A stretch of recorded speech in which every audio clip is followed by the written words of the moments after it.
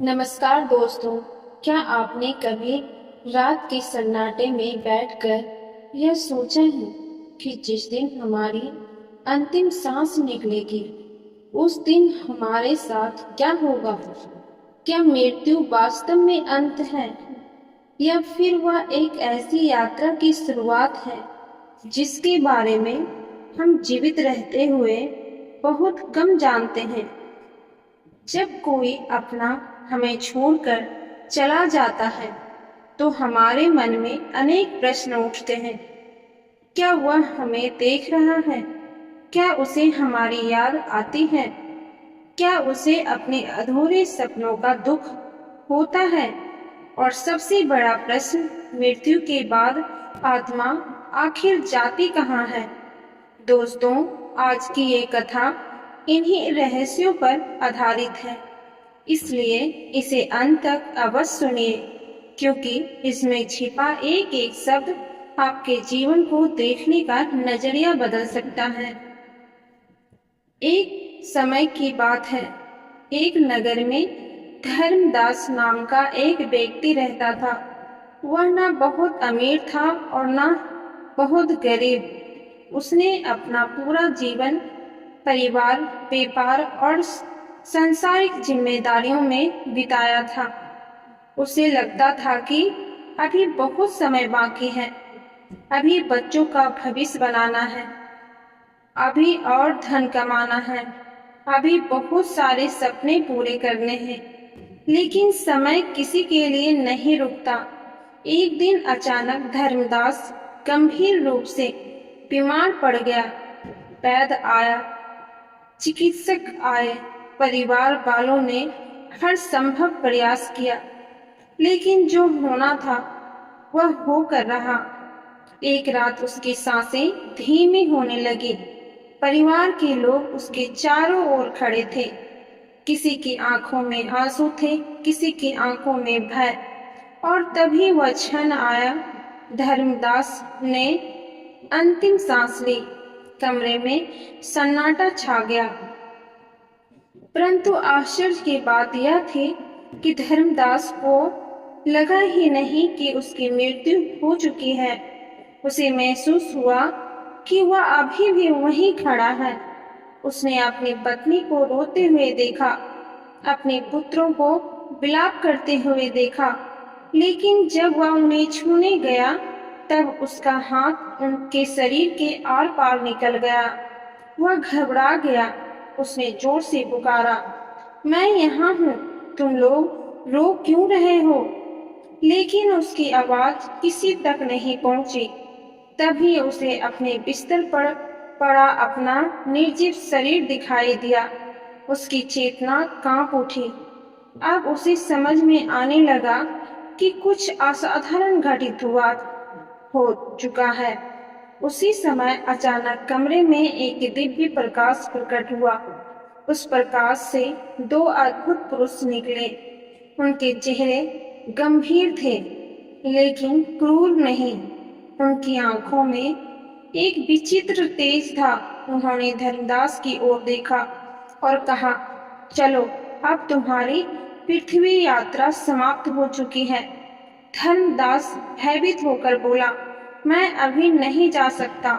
मेरा परिवार है, मेरा अधूरे काम है, मेरे सपने बाकी हैं। उनमें से एक दिव्य पुरुष मुस्कुराया। उसने कहा, पृथ्वी पर ऐसा कोई नहीं गया जिसने यह ना कहा हो कि उसके काम अधूरे हैं। यह सुनकर धर्मदास मौन हो गया। इसके बाद उसकी आत्मा को एक विचित्र अनुभव होने लगा। उसे अपने जीवन का एक एक दृश्य दिखाई देने लगा। उसने देखा कि बचपन में उसने किस प्रकार अपनी माँ का दिल दुखाया था। उसे याद आया कि एक बार उसने किसी गरीब की सहायता की थी। उसे वो सभी क्षण दिखाई देने लगे जिन्हें वह वर्षों पहले भूल चुका था। हर अच्छा कर्म प्रकाश बनकर चमक रहा था और हर बुरा कर्म अंधकार की तरह सामने खड़ा था। अब कोई बहाना नहीं था, कोई झूठ नहीं था, सिर्फ सत्य था। और वही सत्य उसकी आत्मा को दिखाया जा रहा था।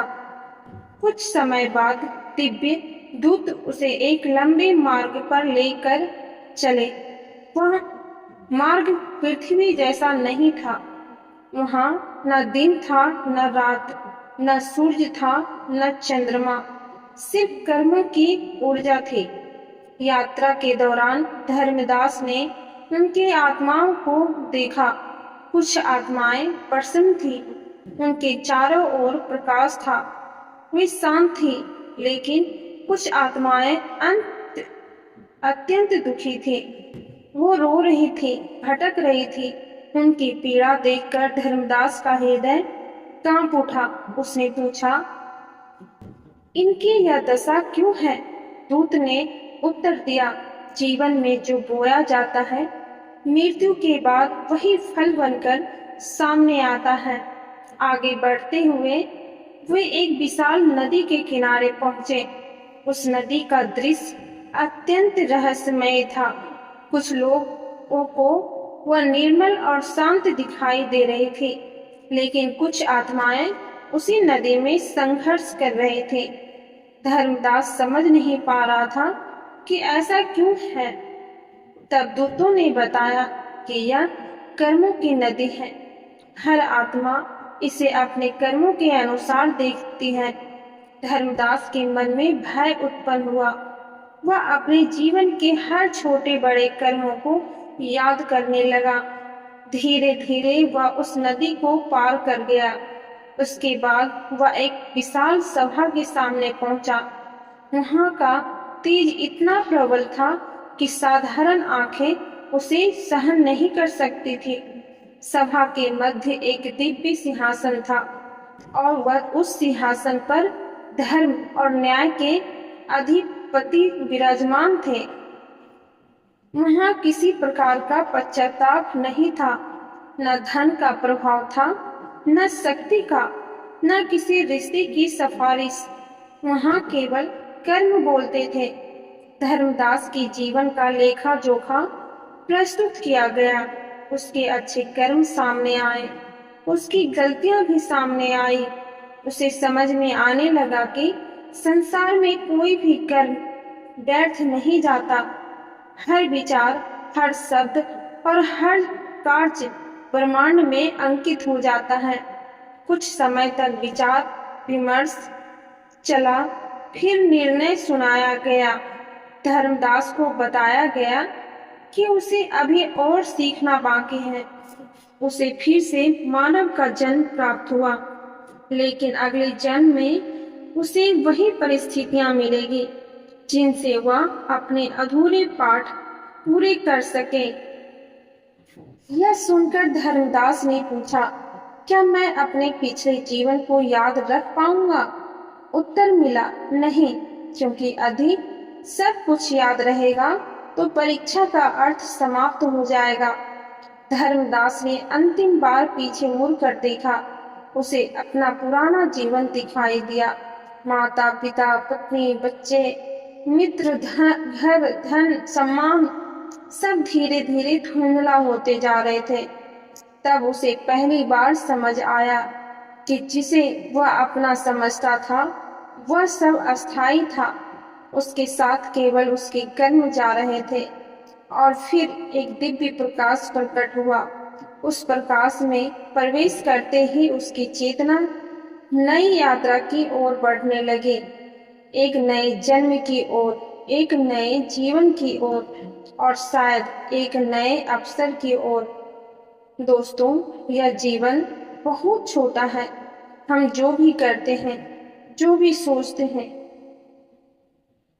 और जो भी बोलते हैं, उसका प्रभाव केवल आज तक सीमित नहीं रहता। इसलिए अपने माता पिता का सम्मान करें, जरूरतमंदों की सहायता करें, सत्य का साथ दें और ऐसे कर्म करें जिन्हें याद करके आपकी आत्मा को कभी पछताना ना पड़े, क्योंकि मृत्यु अंत नहीं है, वह केवल एक नया अध्याय की शुरुआत है। अगर आपको ये कथा पसंद आई हो तो वीडियो को लाइक जरूर करें, अपने मित्रों और परिवारों के साथ शेयर करें और ऐसे ही रहस्यमयी एवं आध्यात्मिक ज्ञान के लिए हमारे चैनल को सब्सक्राइब करना ना भूलें।